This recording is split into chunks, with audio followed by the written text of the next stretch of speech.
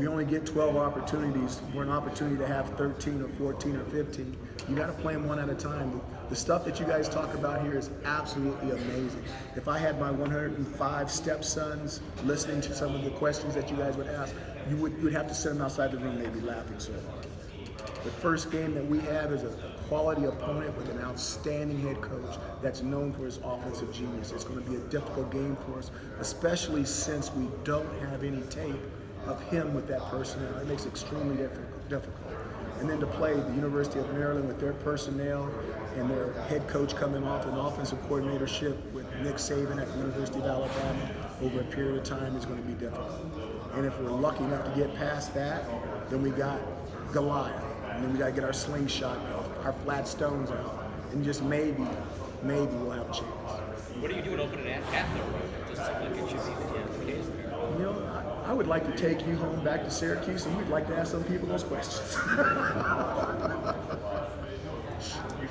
Coach, I know you're not like with the team obviously in the offseason as much as you are when the season obviously starts, but in terms of maybe reports you got from strength and conditioning things, and have you gotten kind of a sense of how the team feels coming off of such a successful season, and I guess maybe how hungry they are to do it again? You know, I think they're confident. When you win that many games, you're going to be confident. There's no doubt about it, but we've got to make sure it's a good confidence and not a conceitedness. They've gone out. They're still working hard. I talked about Andre Sisco earlier. He's changed his body. You're a freshman All-American.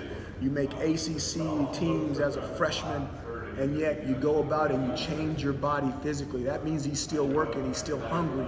And I think we have a lot of guys like that on the football team. Now, whether it pays off, we're going to have to see. But I think that the team is working extremely hard. You mentioned a slingshot before, and you made a Goliath reference. After the last couple of years, is that an apt description? I guess you guys don't feel David versus Goliath when it comes to Clemson. Did you see what they did to Alabama? Did you? I mean, after you played them the last couple of years close, you don't think your guys are more confident than that going into Clemson this year?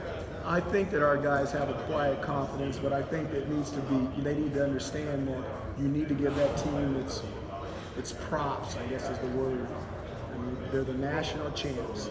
They're like the Miami Dolphins of the NFL. They haven't lost since 2017, and they got a 6'6" quarterback coming back with blonde hair that looks good. I mean, how can those guys do that?